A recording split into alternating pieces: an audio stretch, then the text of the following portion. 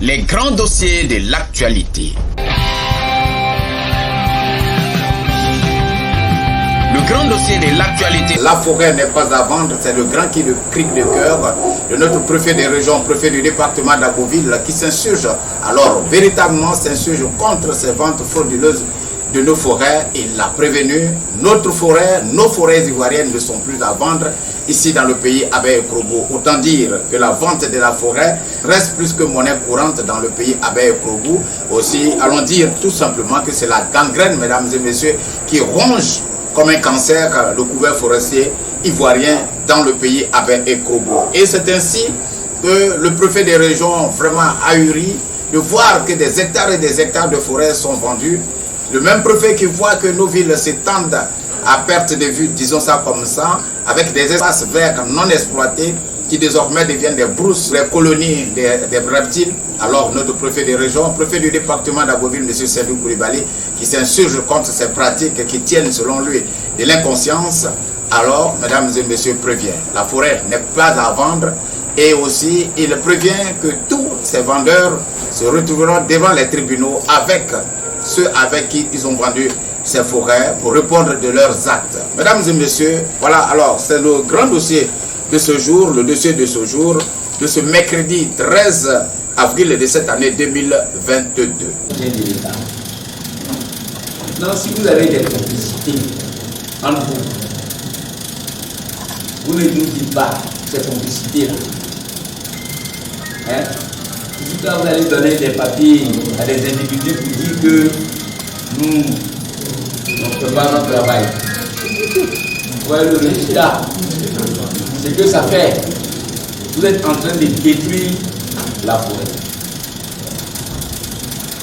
Que vous le voulez ou non, vous les chefs d'État, c'est moi, je vous connais.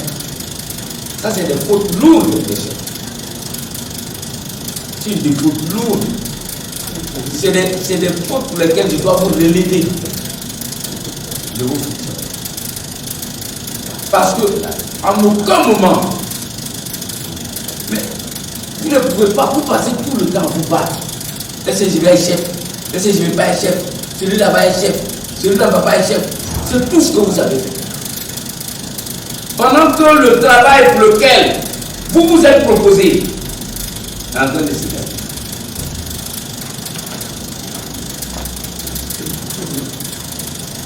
C'est bien beau de dire aux uns aux autres, non, lui là, il ne fait pas son travail.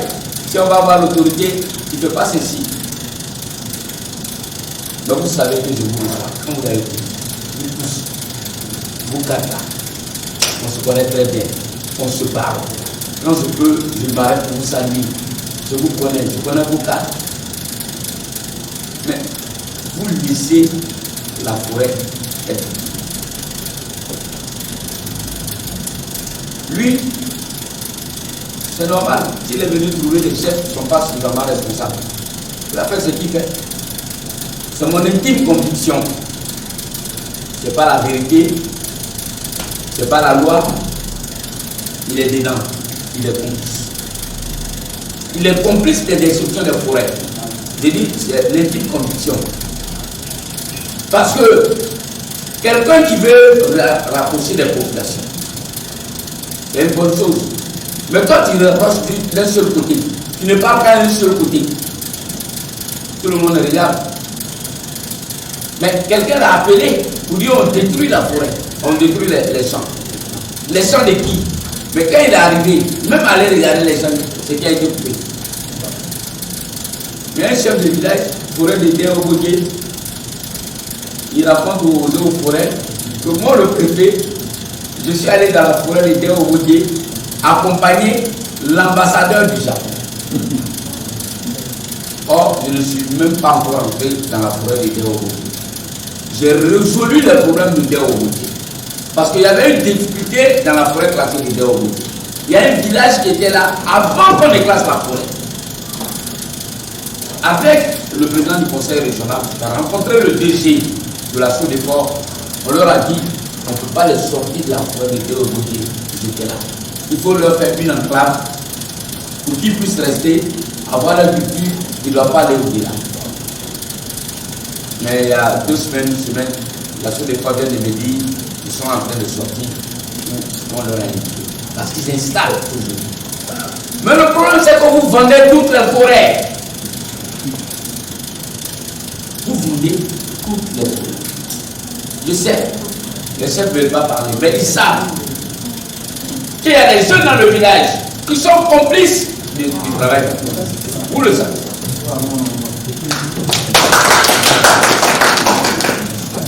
Je n'ai pas besoin d'être tout d'abord. Mais vous le savez. Mais posez les vrais problèmes que vous avez. Quels sont les problèmes que vous avez? Qu'est-ce qu'on doit faire? Vous êtes en train de vendre tout à vos vies. Aujourd'hui, tu pars du péage, du Thomasé, jusqu'à Aboville, c'est des lotissements. Vous faites quoi? Ce que vous avez même, vous n'avez même pas fini de construire. Mais vous êtes en train de brader toute la terre. Encore les gens vont poursuivre, je préfère vous dire ça. Parce que je vais tout annuler. Je vais tout annuler. Ce matin, avant de vous recevoir, j'étais en réunion avec une télévision. La semaine prochaine, j'annule tout. Tous ceux qui font les aménagements, je les mets aux arrêts. Et avec la communauté, les chefs qui seront complices seront relevés. Ça, c'est la recommandation des gens. Lui, la justice va rentrer en compte. Parce que les individus comme Rabé sont très dangereux pour nous. Ils allument le feu et puis ils font semblant de faire le feu. Tout le monde l'a vu. Tu dis tu réconcilies les gens. Non, on réconcilie toujours 2 personnes, 2 groupes, ou bien plusieurs groupes. Mais lui, il réconcilie de ce côté. En disant, si vous ne faites pas attention, il va y avoir la guerre. La guerre là où ça va quitter. Si c'est lui le chef des guerriers ou bien des djihadistes, il faut qu'on le trouve.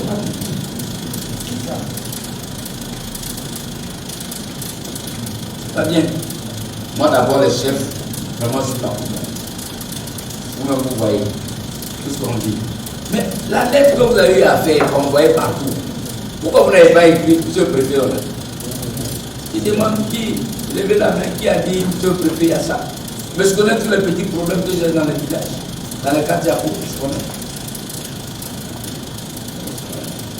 Alors, il y a quelqu'un que j'ai invité de manière exceptionnelle. Le cacao, il a dit, il sort ou bien il ne sort pas. Les plantations là, 10 ans, cacao Mercedes, 3 ans il produit. Hein? 18 mois. Comment le cacao là sort? Vous-même vous dites qu'il y a plus de 200 hectares, que ce n'est pas 10 hectares seulement. Vous l'avez dit, hein, il y a dit parmi vous. Comment? 300 hectares de cacao de production sortent de la forêt. Aucun chef n'est intrigué. Je vais vous dire le danger que vous faites. Monsieur le délégué, prenez la parole. C'est le patron du café cacao ici à Aboville. Effectivement, c'est avec beaucoup de peine que nous constatons qu'un courrier comme celui-là a été adressé à des institutions internationales. Pendant que le Conseil du café cacao, et vous avez remarqué l'actualité, la dernière réunion l'Union européenne et l'Afrique, le président de la République lui-même est monté au créneau pour pouvoir défendre la commercialisation du cacao ivoirien parce qu'il est menacé d'un embargo, parce qu'il est produit d'après le consommateur européen dans les forêts classées. Nous avons fait le recensement des producteurs depuis 2019 et il a été prouvé que c'est seulement 15% des producteurs du café cacao qui sont installés dans les forêts. Et donc, pour nous, cette infime partie ne doit pas saper les efforts de labellisation de notre production. Et voilà que bien évidemment, nous, en tant que civils, et n'étant pas investis de la protection des forêts, c'est à notre corps défendant que nous constatons que des productions, comme eux-mêmes le disent, sortent de là-bas. Donc, aller jusqu'à informer, alors que nous, aujourd'hui, la stratégie que nous avons adoptée, avant que notre système de traçabilité ne rentre en fonction, c'est exclure carrément tous ceux qui sont installés dans ces aires protégées. Parce que les Européens, à travers les satellites, ils savent qu'est-ce qui est produit là-bas, qu'est-ce qui ne l'est pas. Alors que ça échappe à notre contrôle. Puisque nous sommes obligés de faire des prévisions de récolte et de prévoir ce que la Côte d'Ivoire doit commercialiser un an avant. Et nous ne sommes pas autorisés à entrer dans ces forêts, donc nous n'arrivons pas à prendre en compte ces données-là. Et une fois les récoltes sont faites, à partir de la commercialisation, on aboutit à une surproduction. Et ce sont les mêmes qui sont les clandestins qui braquent leurs produits parce qu'ils savent que ce n'est pas produit dans des conditions légales et qui vont sur les antennes des médias.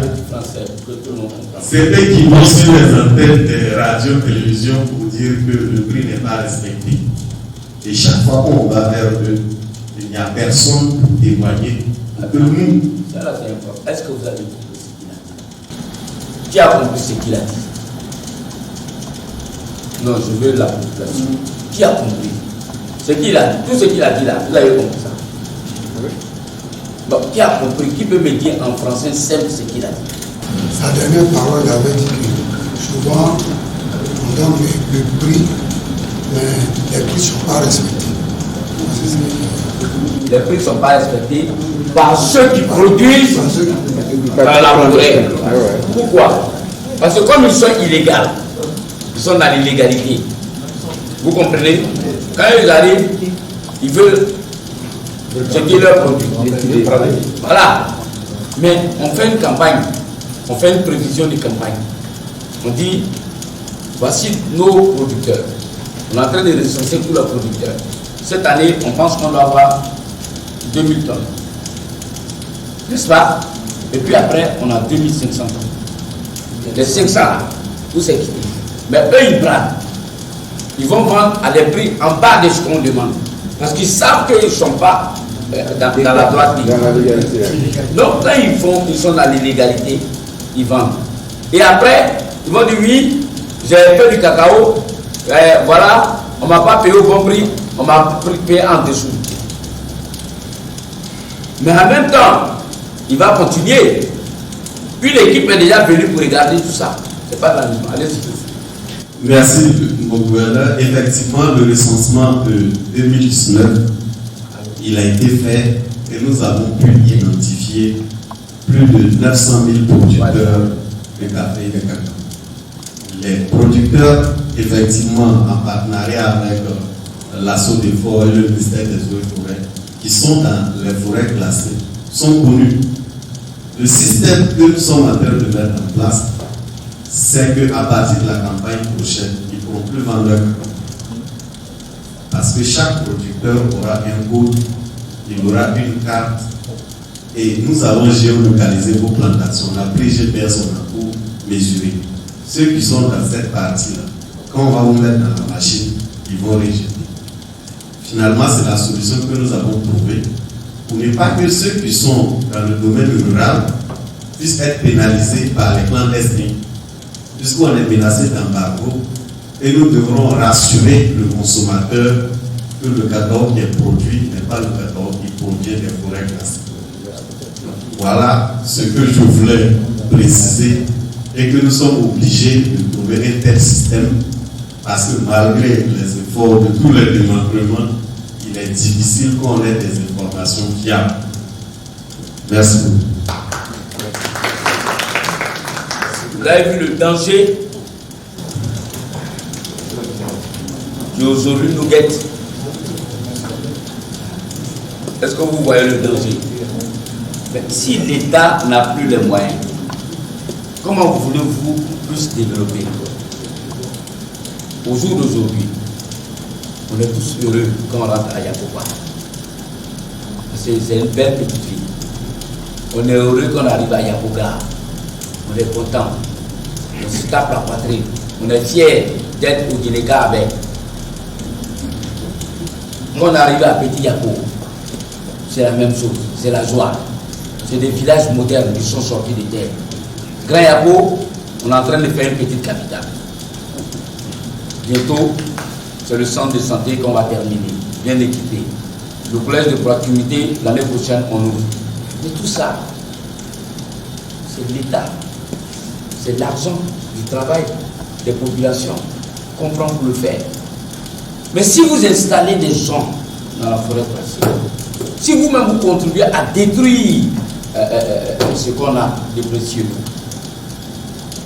mais les forêts n'ont pas été classées maintenant, c'est depuis les Blancs. Ils sont venus, ils ont laissé. Mais qu'est-ce qui se passe? Les individus comme Rabé viennent, ils installent des gens dans les forêts et ils vivent de ça, impunément. Et ils menacent la population ou disent il va avoir la guerre, il va avoir la guerre. Mais si tu ne rentres pas dans la forêt classée, il va avoir la guerre. Tu n'as rien entendu? Si on ne rentre pas dans la forêt classée pour faire le 4 ans, il va avoir la guerre? Non. Mais vous allez installer des gens dans la forêt classée. Le préfet, le sous-préfet, le secrétaire général, on ne sont pas concernés par ça. Les eaux de forêt. Il vous l'a dit depuis 1 an. Je cherche et j'ai les informations. Aujourd'hui, vous convenez tous avec moi que la forêt est infiltrée et que si on y prend garde, il n'y aura plus de forêt. Les populations elles-mêmes nous disent, ce préfet, quand vous voyagez là, les arbres que vous voyez là, c'est les arbres, sinon à l'intérieur, il n'y a plus rien. Habillage. C'est quoi? Ah bon? Vous avez vu? Voilà, c'est pour ça que j'ai fait exprès. Ils disent que c'est l'habillage. Ce préfet, il n'y a plus rien. Il faut un plan d'urgence pour sauver Yako, tel que vous le dites. Quel est le plan d'urgence qu'on va mettre en place? Qu'est-ce qu'on doit faire? Voilà. Non, toi, j'ai été mettre dedans, pas te prendre mes gars, je dois mettre tout ça. Je vais te mettre en prison un peu. Et puis je serai content. Parce que tu es en train de détruire le travail qu'on est en train de faire. Tu es en train de bousiller toute la Côte d'Ivoire. Tu ne te rends pas compte. Pour quelques petits sous que les gens vous donnent. Oui, enfin c'est mon sentiment. Les autres peuvent avoir tort, mais c'est pour ça que j'ai été confié à la gendarmerie, ils vont faire enquête sur toi. Gouverneur, merci beaucoup. Moi, mon but, c'est de faire de telle sorte que nous retrouvons notre frère. Parce que nous étions hier, je crois, à travers la conversation avec le professeur de l'université, qui m'a promis de faire un projet où il faut sensibiliser les gens parce que la forêt permet beaucoup de choses avantageuses. C'est-à-dire, la forêt absorbe des gaz carboniques et rejette de l'oxygène. Donc, moi, à mon opinion, je ne suis jamais contre le développement de l'État. Si c'était le cas, je n'allais pas venir ici pour dire bon, il faut voir pour le marché. Non. C'est parce que ma procédure n'a pas, peut-être, à mon avis, ma procédure n'a pas été ça. C'est ça qui crée un peu de soupçons. C'est ce que j'ai dit. Si les villageois qui m'ont conduit à Yakoga me disaient que voilà où ils habitent, que je les avais croisés, on ne dirait pas aujourd'hui que j'étais allé pour un seul camp. Quand ils nous informent qu'il n'y a personne, bon, quand c'est comme ça, ma procédure devient une fausse procédure. Et je suis d'accord avec vous parce que tel que ça s'est passé, toute autre personne à part vous aurait dû penser à ça. Donc pour ça, je m'excuse d'abord, au premier temps, mais je vous apporte le soutien pour ces démarches pour que la Côte d'Ivoire retrouve sa forêt. Je m'arrête là. Alors, qu'est-ce qu'on va faire? Chef, maintenant on passe dans la bombe, il faut qu'on sauve la forêt. Il n'y a même pas de discussion, il faut que les gens se quittent la forêt.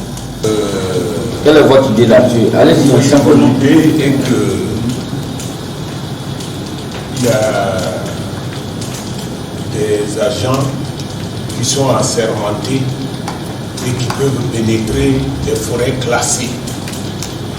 Ce n'est pas donné à n'importe qui de pénétrer ces forêts-là. Quand on dit forêt classée, la forêt est classée. Donc, il y a des agents assermentés. Je vais parler des eaux et forêts, je vais parler de la Sodefort. Ceux-là sont assermentés, ils savent comment on contrôle. Ce sont des gens qui sont assermentés et c'est leur travail qui peut pénétrer. Si nous avons des informations en dehors de ce qu'ils découvrent, on peut les aider. C'est-à-dire nous sommes là pour les renseigner sur les infiltrations. Voilà. C'est eux ceux qui sont assermentés pour ça. Est-ce que le village ne peut pas apporter une assistance à part les informations? Puisque le village peut le faire, mais puisque les villages n'ont pas les outils nécessaires, je veux dire, il s'agit de forêts classées. Donc, eux, ils peuvent dire, bon, mais on a besoin qu'on les aide, c'est eux qui doivent dire, et on peut mettre les gens à leur disposition ça que j'attendais pour faire le travail. Sinon, ça doit venir d'eux. Les gens qui sont assermentés. Je ne sais pas. On est dans les propositions maintenant. Bon, mon gouverneur, merci de m'avoir donné la parole. Moi, c'est une doléance que je vais mettre à l'encontre de Sodefort. Parce que vraiment, ce qui se passe à Petit Yako nous gêne beaucoup. Je ne dis pas que tous les jeunes du village sont clairs. Parmi nous, il y a plein de complices. Il y a plein de complices que nous on connaît. Voilà. Parmi la jeunesse de Petit Yako, il y a plein de complices que nous on connaît. Moi, je ne cache pas mes mots. Il y a plein de complices. Il y a d'autres même qui se disent chef de terre, chef du village, président des jeunes. On met tout dernièrement à ma village, des gens qui me disent qu'on m'a envoyé 1 million. On m'a fait dépôt 1 million. Donc j'ai demandé aux jeunes qui m'a envoyé l'argent. Ils savaient. C'est là même que j'ai convoqué une réunion. Vous faites le dépôt? Non, je n'ai pas reçu de dépôt. Ah, donc il y a des jeunes qui n'allaient pas nous dire.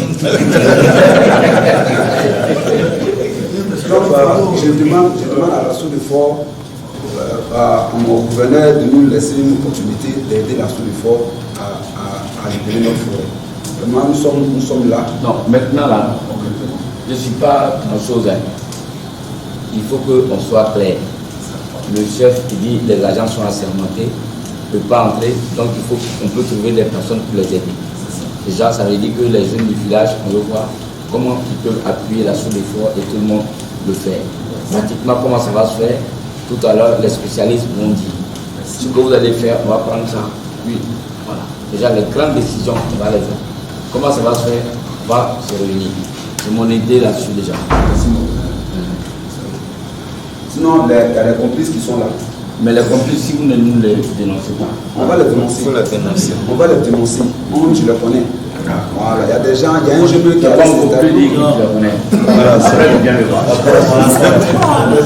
mais malheureusement, les jeunes d'Agoville, ils aiment toujours me dire on a dénoncé. Dans cette même salle, on m'a dit on allait dénoncer tous ceux qui vendent la drogue, mais personne ne m'a dénoncé.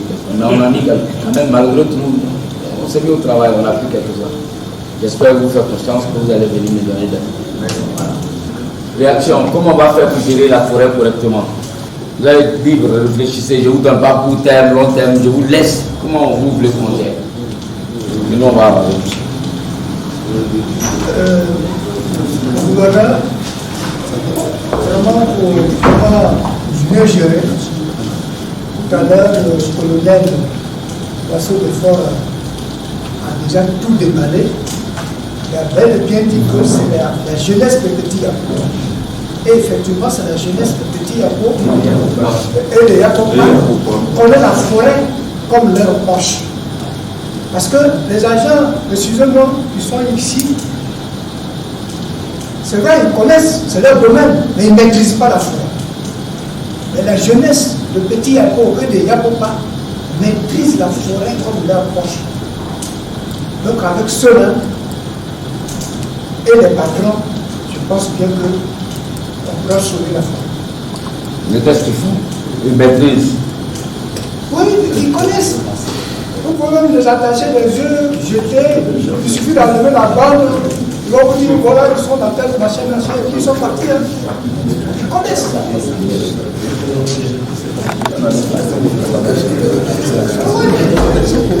Hein? C'est bon?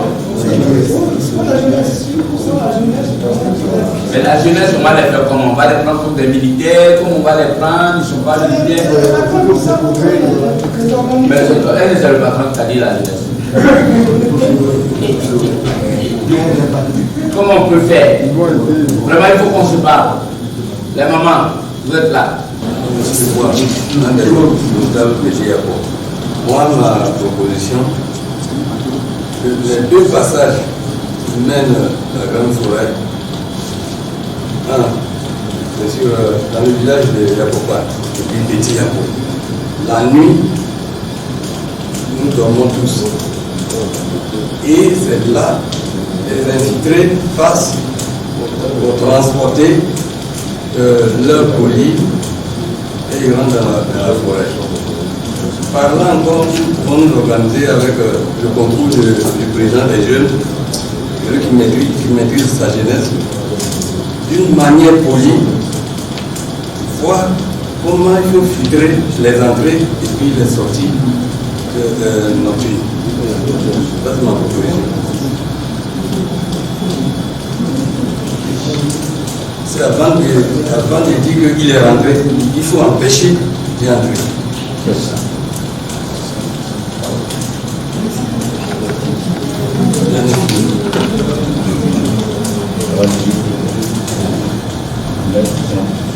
Les voies d'accès.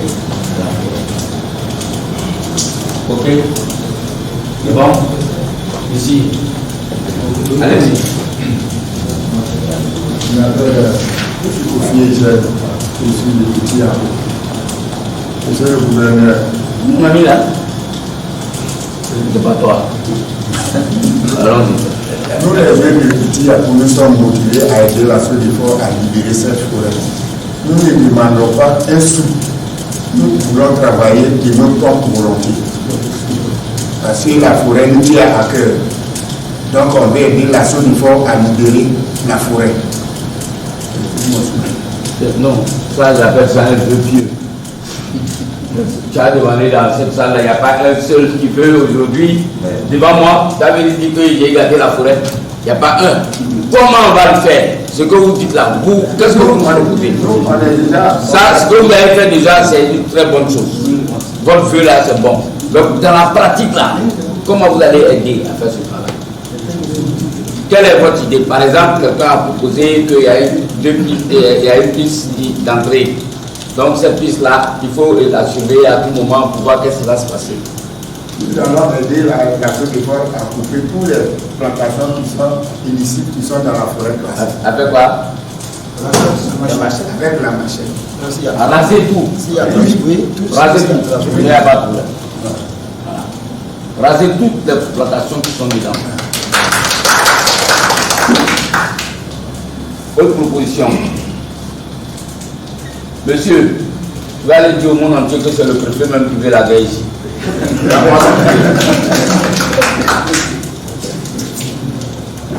C'est Yapi, je suis Sébastien.